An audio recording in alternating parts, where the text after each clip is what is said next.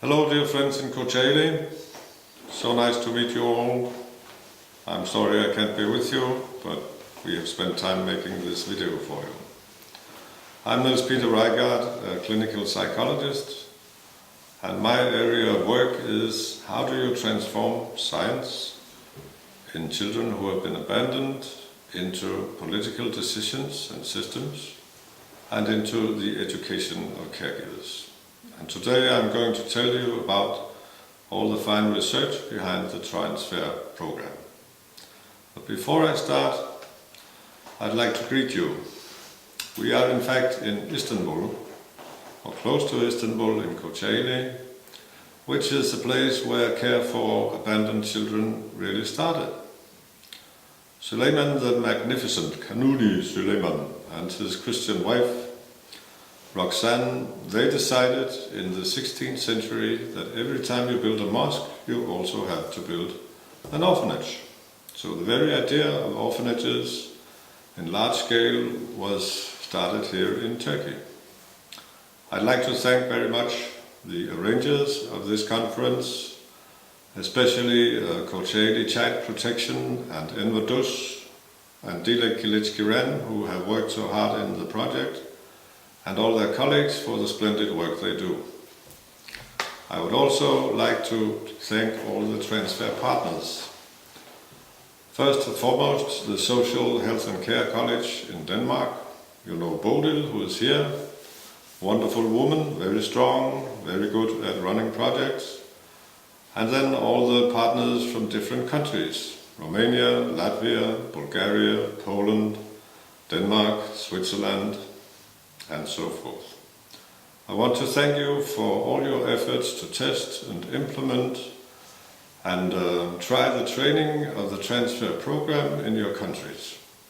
In fact, the Fair Start and the Transfair project has changed the fact that now this program is in 10 languages. But there is even more to that. Because thanks to the work you have done, we now have tested the programs for 2 years in 2 projects in 10 countries. And that means we have a very solid foundation for what I'm doing now at Fair Start Global.com. The program is spreading in new languages all around the world. Today it's the largest training program for people who work with abandoned children in orphanages and foster families, and it has some 50,000 users. Just to give you an example, in Indonesia it is now standard in their language, thanks to the government and an aid organization, for all staffs in the 8,000 orphanages. That is some 40,000 people. And we couldn't have done that without you. So thank you very much. So we have 3 projects now. The Fair Start project from 2008 to 10, where the program was made in 8 languages, and we had Romania, Italy, Greece, Spain, and other countries, Turkey. And the second project, where we also had the Eastern Europe countries. Then we have the Transfair project, which is being finished now. This is not only about quality care for young children, it is also about one version for foster families and another version for institutions. We have made a lot of sessions for people who work with teenagers and older children. Then we have the Fair Start Global Care program, which is now in 16 new languages: Chinese, Urdu, Bahasa from Indonesia, Vietnamese, Japanese, etc., etc. What I do is that I'm a child psychologist, and I have been working for 30 years with children who were abandoned or adopted or deprived. And my whole life I have spent helping the children and supervising the staffs and leaders who worked with the children. I'm the Danish state expert on adoption, and I am also a guest editor at a magazine called Journal of Infant Mental Health. So what I do is finding top research in children and transforming it into learning programs like Transfair. I wrote a book called Severe Attachment Disorder in 2005. I published it in 2005, and it was translated into 8 languages. Now it is also in Turkish, thanks to my very good friend Dr. Mehmet Ersoy from Ankara. He translated the whole book from his goodwill. But this book brought me to a lot of countries, and I saw that the problems were the same when you look for abandoned children, and there was one thing which was very necessary. Can you connect what the scientists say about quality childcare with political decisions, such as Child Protection Kocaeli, those who organize the child sector for children at risk? And finally, you need to unite them with the third group, and that is the daily caregivers of the children. So can we make quality childcare, have it well organized locally and based on science? If these 3 groups are not brought together, all projects tend to fail one way or another. So, my basic idea was, can you find research which says something about how does stimulation affect the child's brain? And that is one branch. Then there is research in attachment. Children who have no parents should be allowed to attach to their caregivers and have close relations with them. And then I needed some research on organization. How do you organize the daily life of children? And that's what I'm going to tell you about. In the slides you can find a reference to the paper I wrote. There were 4 main questions in front of me before I could start this project. The first was, why are children abandoned by their parents? Because there are more and more children being abandoned by parents. The second question was, what is the workplace conditions of those who look after the children in public care? Those who work in orphanages and foster families. The third question was, what do we know about quality care for children at risk? So, these were the fields I was looking for research in. Let's look at the first question. Why are children abandoned by their parents? In 2003, there were 143 million children who had no contact with their living parents. That is about the size of the population of Russia. In Europe, you have 1.5 million children and young people who live in public care and who have no contact with parents, and 100,000 of those are younger than 3 years old. And this number is growing even though the birth rate is falling. And more than 90% of these children have live parents. Now the reason that they lose their parents is sometimes war, sometimes disease, but the major reason is that when you move into cities, children no longer have any function. As long as you have a small farm in the countryside, you grow up with your parents and you work for them. You help them every day. So you are an economic asset to the family. And when you get old, your children will look after you. As soon as you move into a city, you are alone and your children become an expense. A lot of families are unable to pay all the expenses for children. You have to pay for school, you have to pay for daycare. So children really become a burden. And that's why a lot of families break down. That's simply what happens when we move into big cities. Children are useless, at least from an economic point of view. And the families grow smaller and smaller and smaller.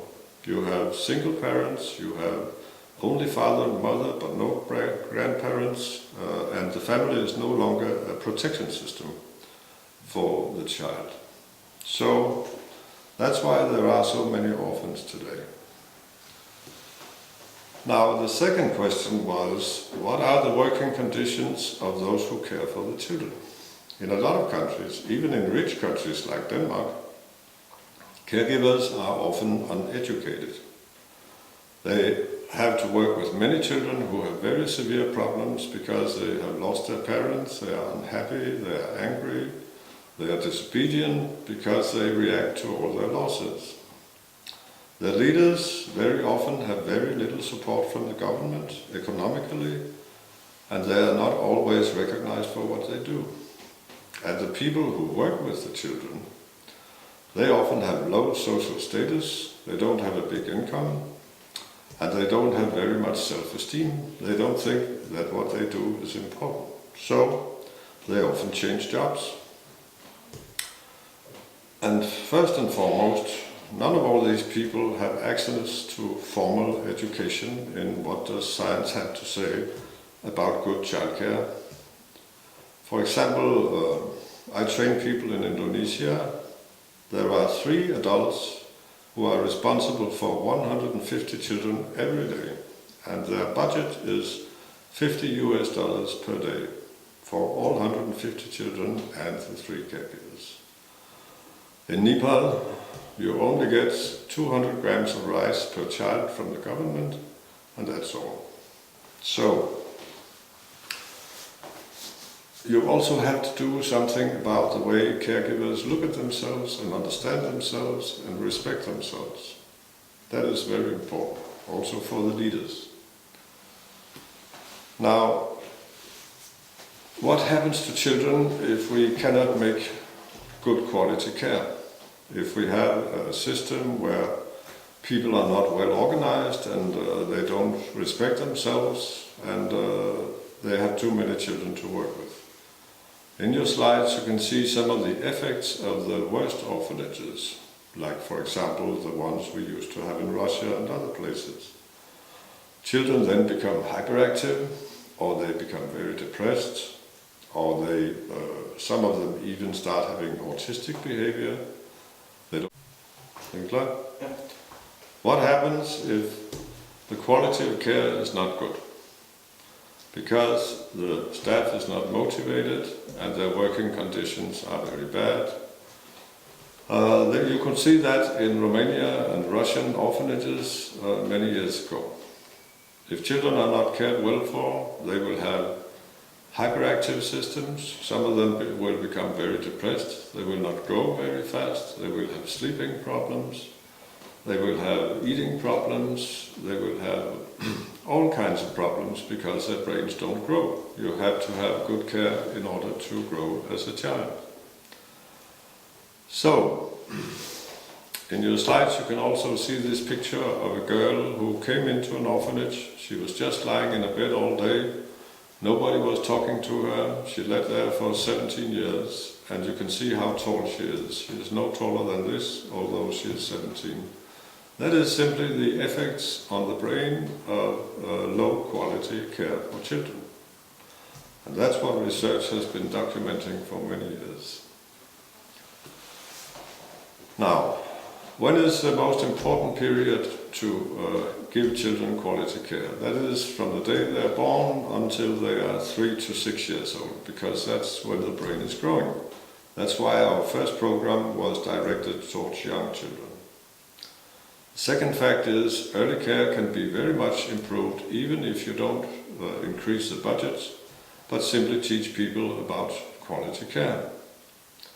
So that's where the idea started to have a free online education program. All the names you see in this list are researchers worldwide who volunteered to help me with everything they know about childcare. There are researchers from Holland, Charles Yana from America. Right now there's a Japanese child psychiatrist professor who came to Denmark to see me, and he has translated the program into Japanese and he's using it in Japanese orphanages. And people from Latin America, all these researchers helped me with their knowledge, and they weren't even paid for it. I should say that right now in Turkey, my distinguished colleague, Sibel Kazak-Berman from the Middle East Technology University in Ankara, she has published a study where she tried to improve quality care in Turkish orphanages in different cities. Very interesting and an important contribution to research. Now, What does research have to say about what is important in childcare, and especially when you work with children who have been abandoned? They say it's relations quality. The more contact you have between caregivers, the more social interaction, laughing, talking, arguing, kissing, loving, the more contact you have with your caregiver, the better your brain development, the better your social development, the better your emotional development. So, orphan care should really be people behaving in the way that you do in families. Caregivers should think themselves in interaction in the same way as parents do. So, relations quality is more important than economy, physical surroundings, what culture we're in, etc.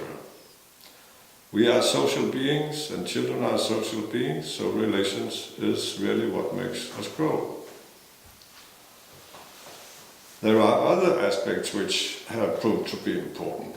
Children have to live in small groups, like 6 to 8 children, for a long time. The longer you have the same caregivers, the better you develop.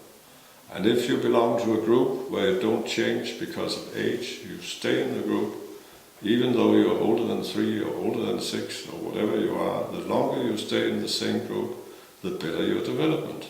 That goes for groups of peers and the group of adults who care for you.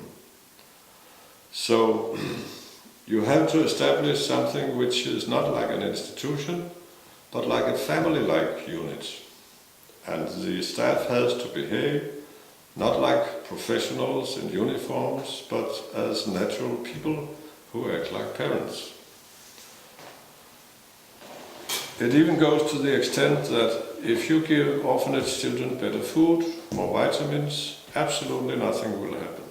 But if you increase the number of interactions between the caregivers and the children will start growing immediately. So our brain was designed for social contact. Yes.